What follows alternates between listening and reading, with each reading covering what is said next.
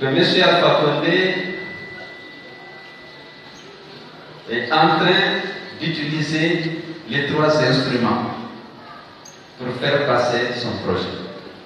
L'intimidation, la répression et la corruption. Les sommes d'argent sont déversées partout à l'intérieur pour acheter les leaders d'opinion, pour acheter les élus, afin qu'ils soutiennent cette affaire de troisième mandat. Mais ça ne passe pas, les Guinéens n'en veulent pas, ils le montrent tous les jours, heureusement. Il y a la répression et l'intimidation. Aujourd'hui, vous apprenez qu'un journaliste de l'EMS est convoqué à la DPJ parce qu'elle aurait pas fait passer dans son émission Youssou Condé.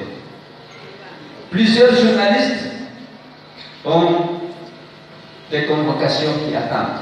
Parce que l'intimidation et la répression, je vous dis, constituent des instruments privilégiés de Alpha Condé pour imposer son troisième mandat. Heureusement, ce n'est pas une affaire de l'FDG comme a dit, tous les Guinéens sont contre.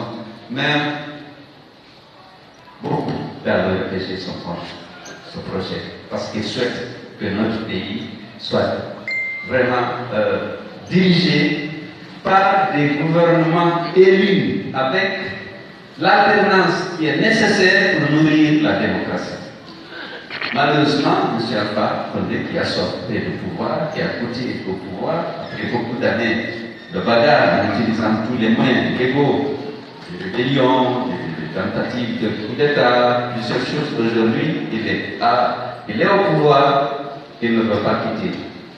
Alors, heureusement que les Guinéens sont conscients que ça, c'est inacceptable. Donc, résister à l'intimidation, résistons à la corruption. Je ne parle pas de l'FDG, je parle des citoyens guinéens, parce que nous voulons qu'il y ait une démocratie apaisée dans notre pays, qu'il y ait l'état de droit et que nos textes de loi soient respectés. Je vous ai dit la dernière fois, nous avons pratiquement épuisé les recours administratifs pour l'installation des quartiers et des régions, des conseils régionaux. Nous avons écrit au ministre de l'administration du territoire. Nous avons écrit au Premier ministre, avec copie à toutes les institutions de la République. Maintenant, nous avons saisi la Cour suprême, parce que la loi est claire. Elle stipule bien que 15 jours après l'installation des exécutifs, on doit installer les conseils et les chefs de quartier. 60 jours après l'installation des exécutifs communaux, on doit installer les conseils régionaux. Le monsieur Alpha Condé ne peut pas respecter la loi.